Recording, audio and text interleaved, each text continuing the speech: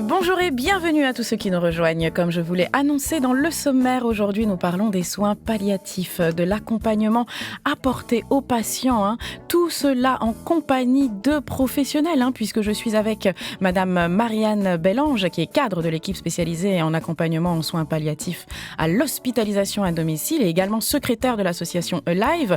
Et il y a également Madame Marina Ledimet, qui est infirmière référente en soins palliatifs et également à l'hospitalisation à domicile. Alors, n'hésitez pas, si vous souhaitez nous appeler, poser des questions à nos invités, 05 94 31 9000. Vous pouvez également nous suivre sur YouTube. Il y a eu un petit souci sur YouTube, vous ne nous entendiez pas, mais maintenant c'est reparti. Vous pouvez nous entendre, nous voir, tout faire en même temps. N'hésitez pas, nous sommes disponibles sur YouTube et je prends également vos questions sur YouTube. Le SAV. Bonjour Madame Bellange. Bonjour Jennifer. Bonjour Madame Ledimet. Bonjour. Merci d'être venue nous en dire plus sur ce sujet qui n'est pas toujours très bien connu et qui mérite pourtant d'être mis en lumière. Alors on va commencer simplement. Qu'est-ce que les soins palliatifs ? Alors, les soins palliatifs, il y a une définition. Donc la définition des soins palliatifs, c'est des soins actifs et continus. Ça, c'est très important. Jusqu'à la fin, il y a la vie. Donc ces soins sont pratiqués par une équipe pluridisciplinaire. Donc à l'HAD, il y a un médecin, donc l'infirmière référente, moi-même, des coordinateurs, une psychologue, une assistante sociale, des infirmiers, des aides-soignants, des ergothérapeutes. Donc c'est vraiment une équipe pluridisciplinaire autour de la prise en charge du patient. Donc, qui peut se passer donc, en institution ou à domicile. Donc, pour nous, c'est l'hospitalisation à domicile. Et donc, ces soins palliatifs s'adressent à toute personne donc, en phase avancée ou terminale d'une maladie grave et évolutive. Voilà. Donc, tout simplement, voilà, les soins palliatifs, c'est lorsque l'on est en fin de vie, c'est cela C'est ça. Alors, je vais rebondir sur la fin de vie. C'est vrai qu'on a l'image de soins palliatifs où la mort est proche. Et en fait, nous, notre rôle dans notre équipe spécialisée, c'est justement d'accompagner les gens le plus longtemps possible. Et les soins palliatifs débutent effectivement à partir du moment où on découvre une maladie que l'on va dire incurable et où il n'y a plus de traitement possible, mais ça ne veut pas dire que la personne va mourir d'ici quelques jours. Notre rôle, justement, de notre équipe est très, très importante parce qu'on va pouvoir accompagner ces gens-là. Ce qui est important dans la définition des soins palliatifs, c'est que notre premier rôle, c'est la douleur. C'est d'accompagner la douleur physique et psychologique. La douleur morale, la douleur psychologique, la douleur spirituelle, qu'on appelle, alors qu'il y a un mot anglais, mais qu'on connaît ici, qui s'appelle la total pain. Et c'est vraiment, voilà, il n'y a pas qu'une douleur physique, la douleur vraiment peut être totale. Et notre rôle, c'est justement d'arriver à trouver les bonnes personnes qui vont pouvoir accompagner ces gens-là, ces personnes-là atteintes de maladies graves, durant ce qu'il leur reste de temps à vivre. Mais le temps, il n'est pas définissable. Voilà. Et qu'on puisse accompagner ces gens-là dans les meilleures conditions. Oui. Mais le temps n'est pas définissable. C'est intéressant ce que vous dites, mais en même temps, j'imagine que lorsque l'on apprend que l'on a une maladie avec cette issue, on a envie de savoir. On demande au médecin combien de temps il me reste à vivre. Est-ce qu'on peut faire des estimations ? Est-ce que c'est possible Bien ou sûr. pas du tout ? Alors, non, c'est pas possible. C'est pas possible. D'abord, chaque personne est différente. Alors, évidemment, là, il faudrait que ce soit un médecin qui puisse parler à ma place, mais chaque individu est différent et chaque personne a une force intérieure qui fait que on peut dire éventuellement un cancer du foie, voilà, il vous reste 3 mois à vivre, et puis la personne, 6 mois après, elle est toujours avec nous. c'est pas possible, c'est pas possible. Et puis, mais effectivement, vous avez raison, c'est une des premières questions. Quand on nous annonce une maladie grave, les personnes demandent toujours combien de temps il me reste à vivre, parce que il y a des gens qui ont besoin d'arranger cette vie qui va s'arrêter à un moment donné, d'arranger cette vie avec leur famille, avec leurs enfants, de régler des choses qu'ils n'ont pas réglées depuis des années. Et ça, c'est quelque chose que nous, on voit au quotidien et qui est très important. Alors l'accompagnement, vous parlez d'accompagnement. Quel type d'accompagnement vous apportez à ces patients ? Alors, l'accompagnement, c'est vrai que c'est un mot qui est quand même assez vaste. Donc, on vous a parlé d'équipes pluridisciplinaires. Oui. Donc, nous, on intervient au domicile. Donc, c'est quelque chose qui est différent de l'hôpital, parce que quand les gens rentrent au domicile, souvent après une hospitalisation longue, parfois des mois et des mois, il y a un relâchement au domicile. On est enfin à la maison, on est entouré de sa famille, de ses proches. Des fois, ça peut être simplement une garde malade qui s'est occupée de cette personne pendant des années. Et donc, notre accompagnement va être vraiment propre à chaque personne. C'est-à-dire que c'est la personne malade qui va nous dire comment on va l'accompagner. Voilà. Et ça peut être plein de façons différentes. D'abord, on va être vigilant sur effectivement la douleur. On a un médecin qui est spécialiste de la douleur. Donc, quelqu'un qui est douloureux, c'est pas possible de l'accompagner correctement. Donc ça va être vraiment notre priorité. Et cet accompagnement, on va le faire tous ensemble. On discute beaucoup. On parle beaucoup des gens dont on s'occupe. Et c'est ces personnes-là qui vont nous dire, voilà, j'aimerais être accompagnée de telle manière, ou alors j'aimerais, non, que vous me laissiez un petit peu tranquille. J'ai besoin de faire des choses sans que vous soyez là en tant que personne milieu médical, aussi. Il ne faut pas oublier que des infirmières, des aides-soignantes, enfin, on fait partie d'une équipe médicale. Ils n'ont pas forcément envie, à domicile, de retrouver cette équipe médicale à la maison. Donc, en fait, on s'adapte. L'accompagnement, c'est une adaptation, je dirais, de tous les jours, où si la personne, elle ne veut pas, on respecte ça aussi. Et puis, on est dans une réelle communication, c'est-à-dire que on aime savoir la vie que la personne a eue avant, quels ont été, qu'est-ce qu'ils aimaient faire. Je vous donne un exemple d'une dame de 40 ans qui avait 6 enfants. Elle n'avait jamais vu la mère ni toucher le sable. Et donc, on a organisé une sortie thérapeutique avec ses enfants. On a mobilisé tout le staff de l'HAD, ergothérapeute, kiné, enfin tout le monde. Et on l'a emmenée à la plage avec ses 6 enfants avant qu'elle décède. Oui, c'est un accompagnement qui est complet. Il n'est pas juste au niveau des soins, en fait, parce que tout à l'heure, vous parliez de douleur. Alors, ce qui est intéressant, c'est que vous dites que vous vous adaptez à ce que veut le patient. Et s'il veut mourir ? On accepte son choix. S'il veut mourir, on va l'accompagner dans ce sens-là, vraiment. Mais on va faire en sorte, parce que la plupart du temps, la question qui revient tout le temps, c'est « je veux mourir, mais je veux pas mourir dans la douleur ». Et ça, c'est notre objectif premier. C'est-à-dire que oui, il va mourir, mais qu'il puisse ne pas mourir dans la douleur. Je pense que c'est vraiment le plus important pour nous.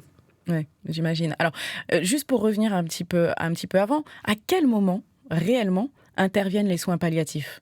Est-ce que c'est quelque chose qui est prévu par le médecin, le docteur qui en parle, ou est-ce que on peut soi-même se dire ma mère ou mon frère ou ma sœur, je sens que ça va pas aller, je fais appel à l'HAD, à l'hospitalisation à domicile pour les soins palliatifs. Comment ça se passe en fait ? Comment on arrive jusqu'à vous ? Alors, comme je le disais dans la définition, les soins palliatifs s'adressent à toute personne en phase avancée ou terminale de leur maladie.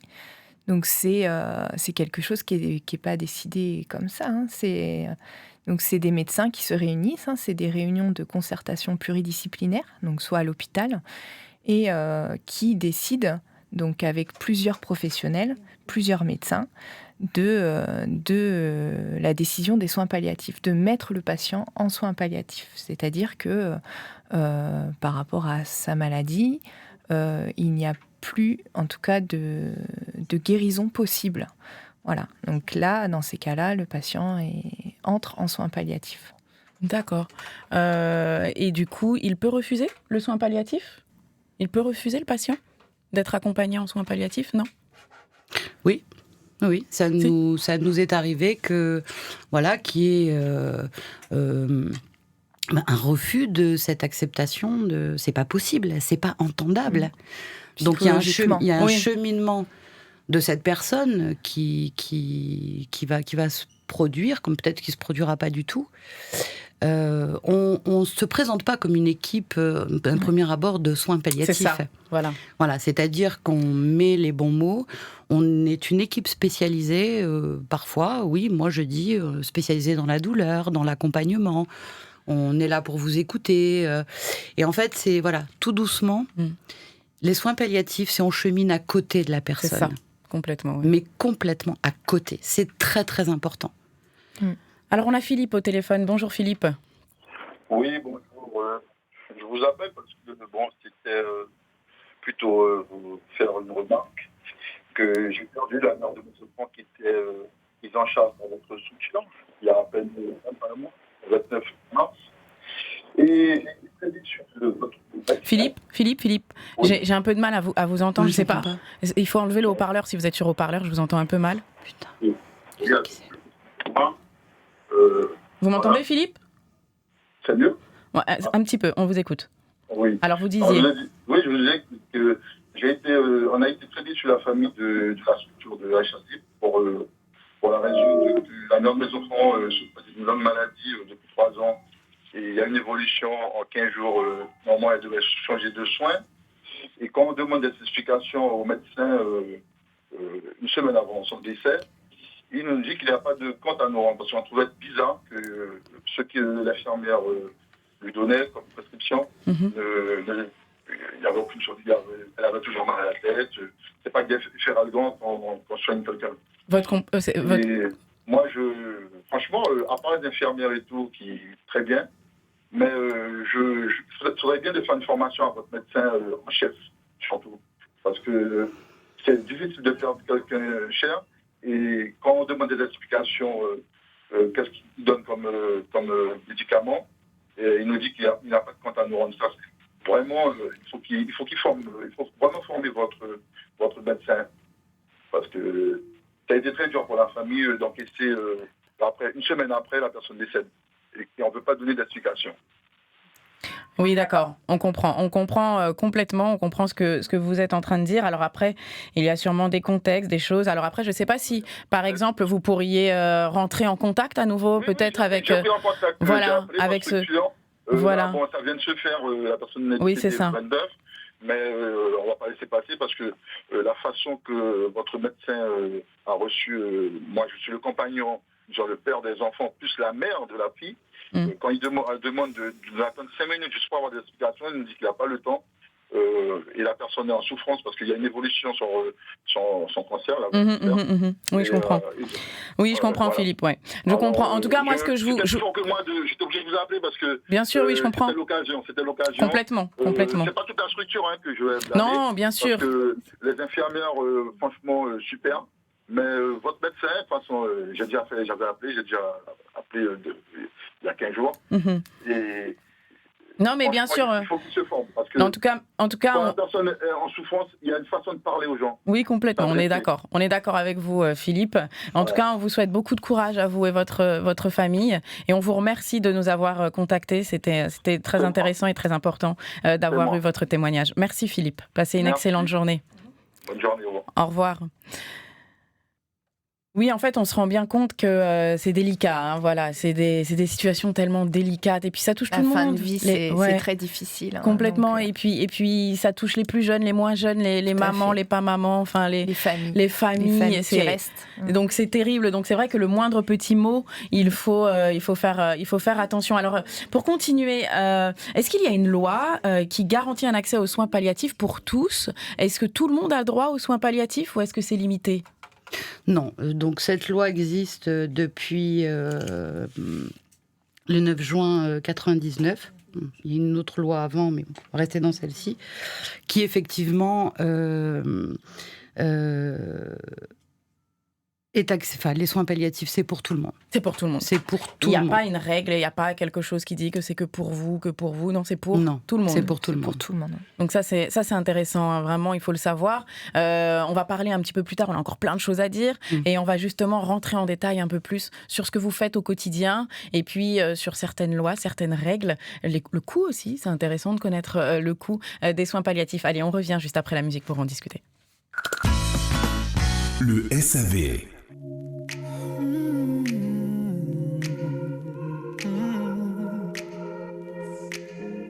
I don't wanna be alone tonight. It's pretty clear that I'm not over you. I'm still thinking about the things you do. So I don't wanna be alone tonight, alone tonight, alone tonight. Can you light the fire? I need somebody who can take control. I know exactly what I need to do, 'cause I don't wanna be alone tonight, alone tonight, alone tonight. Look what you made me do. I'm with somebody new. Ooh, baby, baby, I'm dancing with a stranger. Look what you made me do. I'm with somebody new. Ooh, baby, baby, I'm dancing with a stranger. Dancing with a stranger. I wasn't even going out tonight, but boy, I need to get you off of my mind. I know exactly what I have to do. I don't wanna be alone tonight, alone tonight, alone tonight. Look what you made me do. I was somebody new. Oh, baby, baby, I'm dancing with a stranger. Look what you made me do. I was somebody new. Oh, baby, baby, I'm dancing with a stranger. Dancing with a stranger. Dancing with a stranger. Dancing, yeah.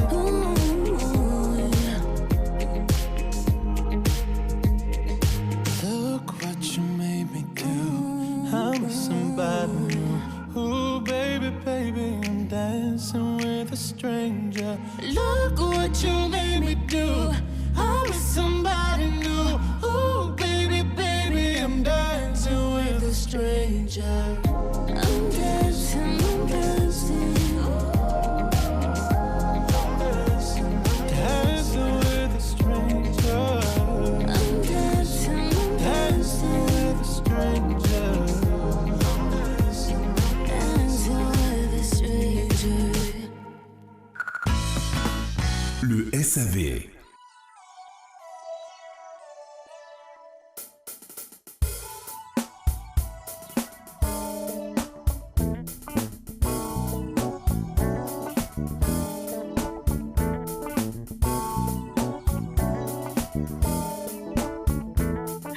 Vous êtes de retour dans votre émission Service après-vente. C'est une matinée riche en émotions, hein, puisqu'aujourd'hui, on est en train de parler des soins palliatifs. Alors maintenant, pour tous ceux qui ne savaient pas ce que c'était, aujourd'hui, on sait ce que c'est. C'est l'accompagnement de ces personnes qui sont en fin de vie, de ces personnes qui sont en train de vivre la fin, mais ils sont accompagnés. Il y a une équipe tout autour d'eux. D'ailleurs, aujourd'hui, je suis avec une partie de l'équipe, avec Madame Marianne Bellange, qui est cadre de l'équipe spécialisée en accompagnement en soins palliatifs à l'hospice l'hospitalisation à domicile.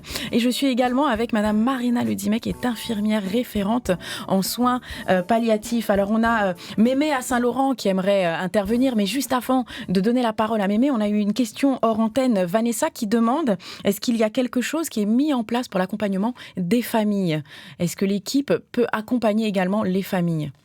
Bien sûr, quand on vous parle d'accompagnement et d'équipe pluridisciplinaire et d'accompagner une personne malade, c'est tout son entourage. Et c'est très très important. On ne peut pas accompagner une personne malade sans accompagner la famille, les proches, les enfants. Je vous dis, ça peut même être une garde malade qui s'occupait d'une personne pendant 10, 15 ans. Enfin, c'est un exemple. Donc c'est très très important. Oui. Et presque, je dirais souvent, les familles ont vraiment besoin de nous. Vraiment besoin de nous. On organise des réunions de famille à l'HAD. C'est-à-dire que notre porte est ouverte. Souvent, c'est un peu compliqué au domicile. Ce qui fait qu'on leur propose, on a adapté un salon pour recevoir les familles. Et c'est un lieu où les gens peuvent s'exprimer et lâcher. Lâcher ce qu'ils ont, pleurer, ne pas être en face de la personne qui va partir et justement se confier. Voilà, se confier. Et nous avons Madame Béhari Lolsirder, qui est notre psychologue de l'ESAP, qui est une psychologue spécialisée en soins palliatifs. Donc oui, il y a un accompagnement également pour les familles. Alors on a Mémé de Saint-Laurent qui est avec nous. Bonjour. Allô, Mémé ?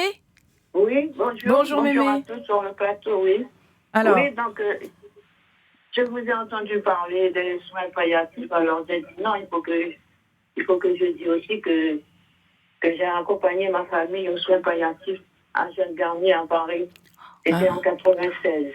Alors, comment s'est passé cet accompagnement, Mémé ? Comment s'est passé cet accompagnement ? Ça s'est bien passé parce que j'étais dans une chambre avec lui. Et puis, puisqu'il y avait tous ceux qui s'occupent d'eux, qui venaient tous les jours. Et puis, en plus de ça, il y avait une chambre pour recevoir les familles qui voulaient venir rendre visite, s'ils voulaient dormir et tout. Donc, ce qui fait qu'on a été bien reçus. Et en plus de ça, il y avait les psychologues guyanais qui travaillaient là. Alors, ils étaient très contents parce que de voir tout le monde a vu notre éducation, comment les Guyanais vivent et tout. Donc, ils étaient très contents parce que tout le monde venait les féliciter pour voir comment nous, on était bien là. Alors, ce qui fait que pour ma famille, donc, il ne comptait pas sur lui et tout. Et après, on a été... Ça a été parce qu'il ne pouvait pas marcher. Après, il marchait avec sa canne et tout. Et après, on nous a envoyés au centre de rééducation à Saint-Jean-les-Monts, en Vendée. Donc, vous voyez, ça s'est bien passé. Mais après donc, combien de temps après, il est décédé. Oui. Mais ça s'est bien passé. D'accord. Et puis, tout le monde, et puis, moi, ça m'a fait du bien. Ça m'a apporté de bonnes choses parce que tout ce que je subis maintenant, c'est toutes ces choses-là que j'ai fait. Donc, moi qui avais peur des gens qui sont morts et tout ça, maintenant, j'ai pas peur et tout. Parce que je vivais avec les gens, j'ai fini de parler avec eux. Et dans une demi-heure après, ils étaient décédés. Hein.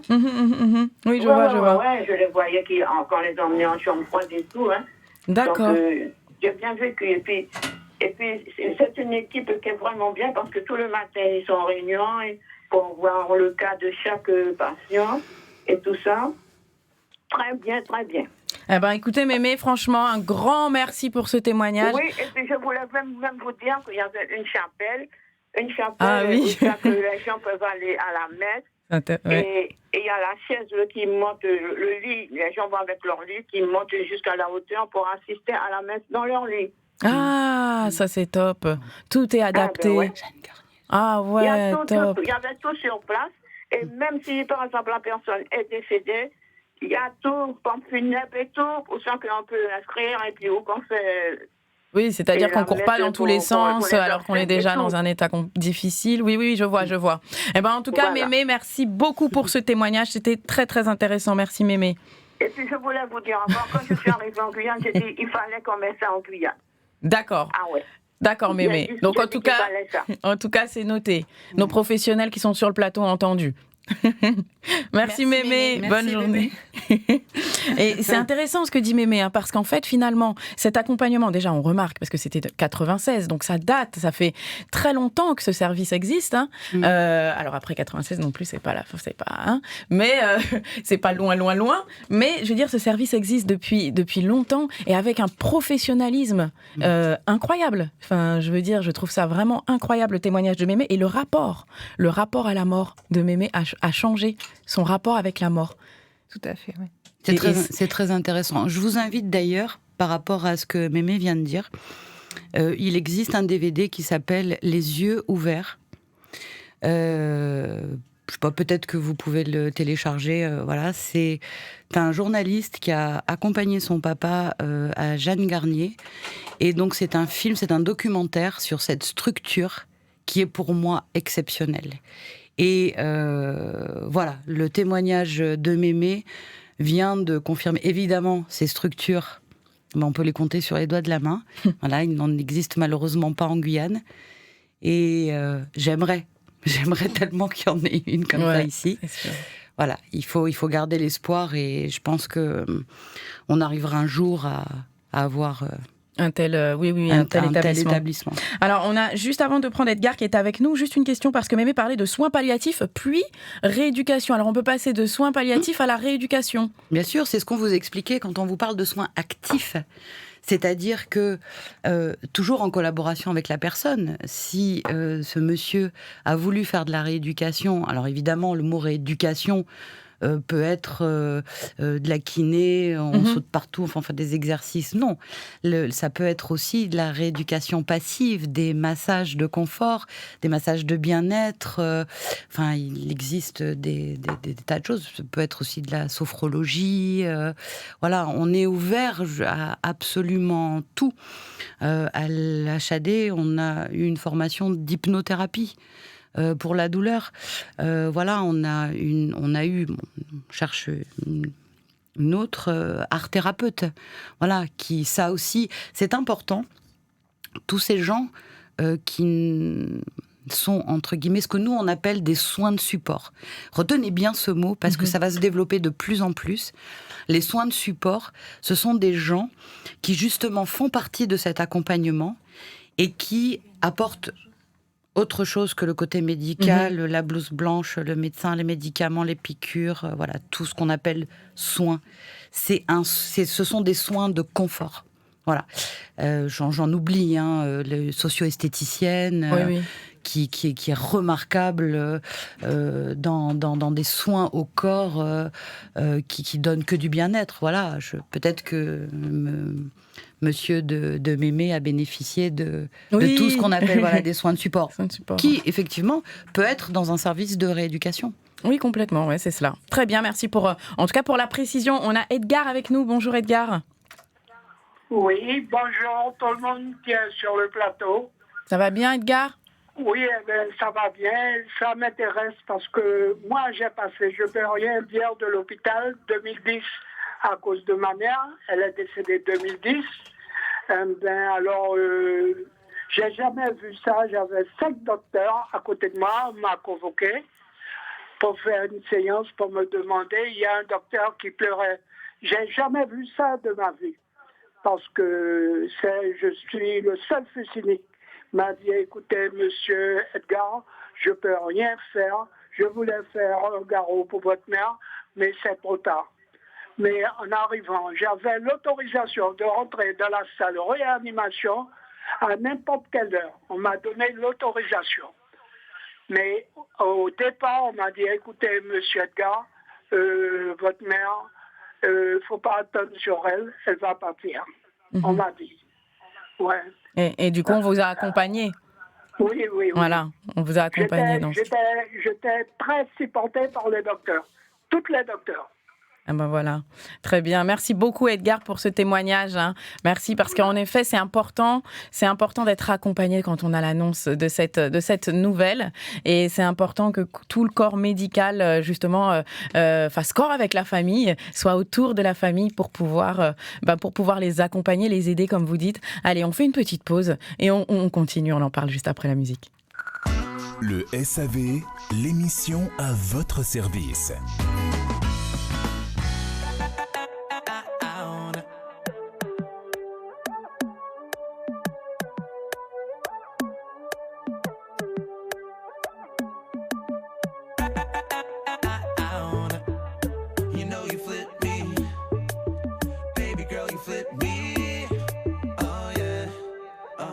You flip me right upside down. Girl, can't you see what you do to me? You flip me right upside down. Girl, can't you see you the one for me? Girl, a crazy way you make me feel when you know that I'm for real. Just makes me wonder, wonder why you have to do the voodoo things you do. You cast your spell on me, that is why. Oh yeah, you got the best of me every time. There is no rest for me. You flip me right upside down.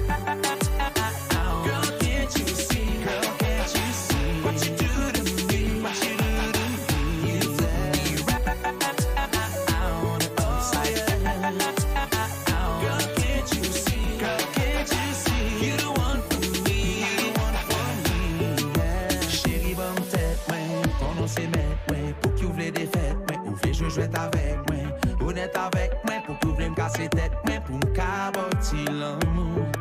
C'est vrai, c'est esclave, c'est même pas vous, mais chérie, ça pas grave, c'est seule femme qui m'aide d'amour. Je suis tout à vous, me répétons ça chaque jour. Depuis nous tout petits, nous levons dans même la cour, mais ouais, pour jamba ou love, ou s'il voulait faire me passer trahi. Chérie, presque choc, si tellement tête m'a travaillé. Je suis à genoux à tes pieds, mais chérie, t'en prie, souple, si je peux me faire tête, me virer. You flip me right. Upside down, girl, can't you see what you do to me, baby? You flip me right to see upside down, girl, can't you see? Got me upside down, you the one for me. It's your boy. Woo. We keep the party light, ain't no party like a Mika band party ride. You know what it is, young and rich, please, fresher than a beach breeze.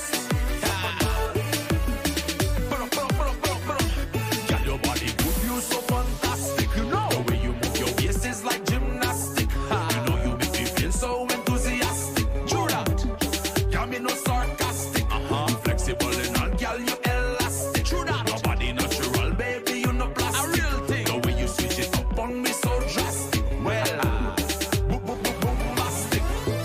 Yeah, here we go.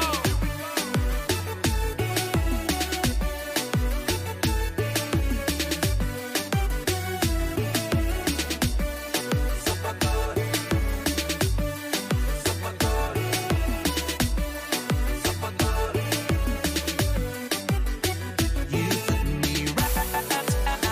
Oh yeah. Upside down. Can't you see what you do to me? What you do to me? Le SAV.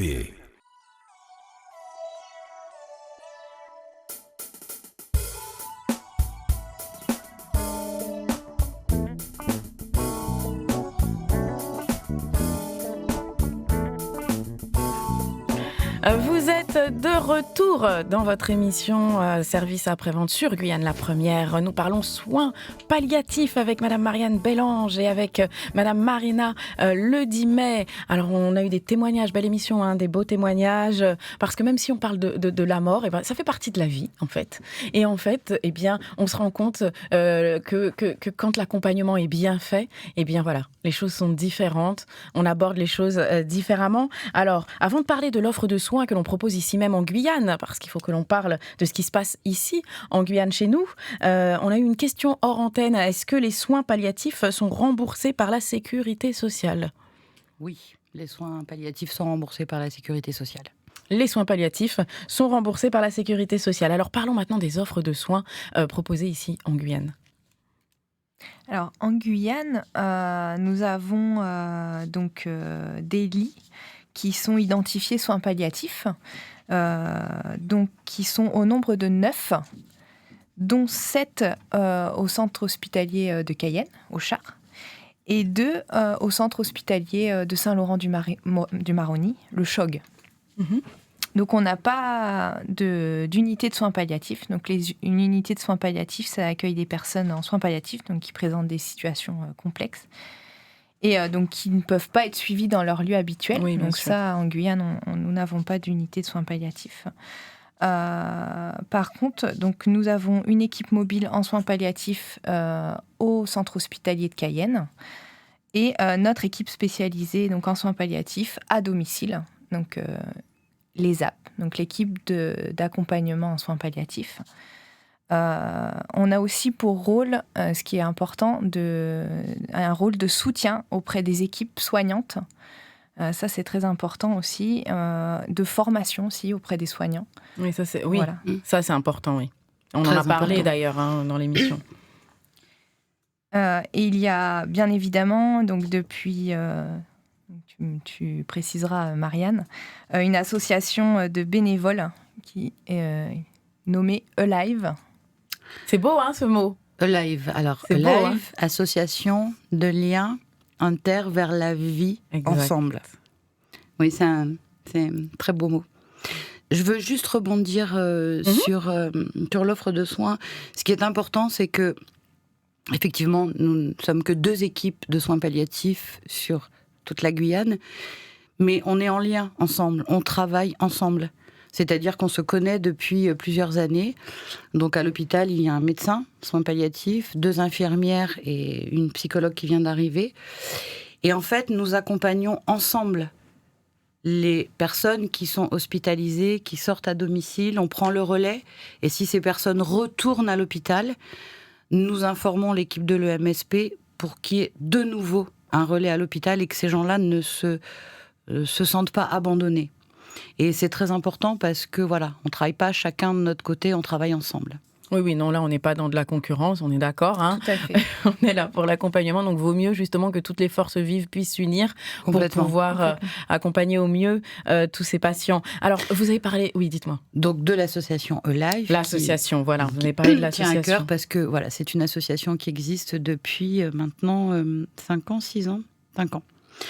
Donc cette association, alors pour les gens qui connaissent, je vais parler d'une association qui est très très importante en métropole, qui s'appelle JALMAV. C'est Jusqu'à la mort, accompagner la vie. Donc les gens qui peuvent se mettre sur Internet, regarder cette association, parce qu'il y a beaucoup, beaucoup de témoignages de bénévoles qui accompagnent les personnes en soins palliatifs. Donc nous sommes parrainés par JALMAV. Donc notre association Alive a débuté avec une dizaine de bénévoles, donc que nous avons formés. Il y a une formation. Il faut savoir que on ne peut pas être bénévole en soins palliatifs comme ça, du jour au lendemain, de but en blanc. Il faut une formation. Oui, bah oui. Cette formation, elle est intensive, je le dis tout de suite. C'est vraiment soins palliatifs, soins palliatifs, soins palliatifs pendant plus d'1 semaine. On accompagne aussi ces bénévoles. Attention, c'est pas, voilà, vous allez voir telle personne à l'hôpital, on a une convention avec l'hôpital, vous allez à domicile, non. On accompagne, on présente, on a un lien avec ces bénévoles. Donc effectivement, depuis 5 ans, nous n'avons plus que 5 bénévoles.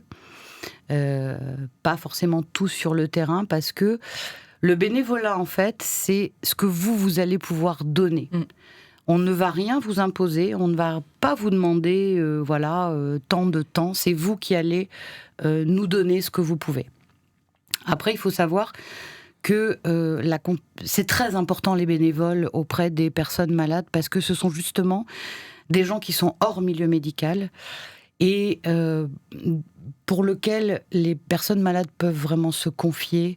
Le temps donné n'a pas de prix. Oui. N'a pas de prix. Et on s'est rendu compte qu'effectivement, l'intervention des bénévoles en soins palliatifs améliore la qualité de vie, enlève les souffrances. C'est plus, je dirais, c'est plus qu'un plus. C'est pour ça que je sais, c'est difficile. Nous avons beaucoup de mal à trouver des personnes qui souhaitent être bénévoles dans ce type d'association. Mais bon, en même temps, je reprends encore ce témoignage de Mémé, cela a complètement changé son rapport à la mort. Donc, moi, la première, je serais effrayée d'être bénévole parce que trop sensible. Et en même temps, c'est peut-être une manière différente d'aborder la mort aussi. Complètement, parce que d'abord, la mort... c'est un processus naturel. Oui, de la vie. De la vie. Évidemment, on a tous, je pense, envie de mourir sans souffrance. Mm-hmm. Et justement, ces bénévoles, ils n'apportent que des bonnes choses. Exactement. Que des bonnes choses. Donc il ne faut pas hésiter, si vous souhaitez. Alors, est-ce qu'il y a un numéro de téléphone qu'on peut donner, tout de suite transmettre ? Alors, important, mon numéro de téléphone, 06 94 44 56 78. 44 56 78, un portable si vous souhaitez avoir des informations, si vous souhaitez être bénévole pour cette association Live. Une dernière petite chose à ajouter peut-être ? Alors oui, j'ai juste une demande à faire qui est importante, parce que notre projet futur, ce serait d'ouvrir une maison de répit en Guyane, justement pour que toutes ces familles en souffrance puissent avoir des moments. Alors une maison de répit, vite fait, c'est un établissement convivial qui ressemble à une maison comme tout un chacun. Ouais. Voilà, donc nous sommes à la recherche d'une maison créole dans un endroit si possible calme. Que même s'il y a des travaux à faire, ça nous fait pas peur. Mais voilà, notre rêve dans l'association Live, c'est de pouvoir ouvrir cette maison de répit en Guyane. Super, un très très beau rêve. En tout cas, j'espère que s'il y a des personnes qui vous entendent, qu'elles vous appelleront. On redonne le numéro de téléphone, on ne le donne jamais assez. 06 94 44 56 78. Voilà, nous sommes arrivés à la fin de votre émission, chers auditeurs, et nous avons eu le plaisir de recevoir Madame Marianne Bellange, qui est cadre de l'équipe spécialisée en accompagnement en soins palliatifs à l'hospitalisation à domicile et secrétaire de l'association Live. Nous avons également Madame Marina Le Dimet, qui était avec nous, et elle est infirmière référente en soins palliatifs également à l'hospitalisation à domicile. Un grand merci à vous, mesdames, d'être venues mettre en lumière ce beau métier, cet accompagnement que vous proposez dans cette phase de la vie humaine. Merci, mesdames. Merci à vous. Encore merci à Cédric, à la technique. Mais Cédric, tu ne viens tellement plus que j'en oublie ton prénom. Merci à Lisinette qui gérait le standard. Un grand merci à vous tous qui nous écoutez chaque jour. Ne changez rien, vous êtes au bon endroit. Demain, de nombreux conseils vous seront donnés au sujet de votre fosse septique. Allez, restez bien avec nous sur la première. Juste après les informations, vous retrouverez Ago avec Bruno Genel. Je vous souhaite une excellente journée. Je vous dis à demain. Je vous embrasse fort.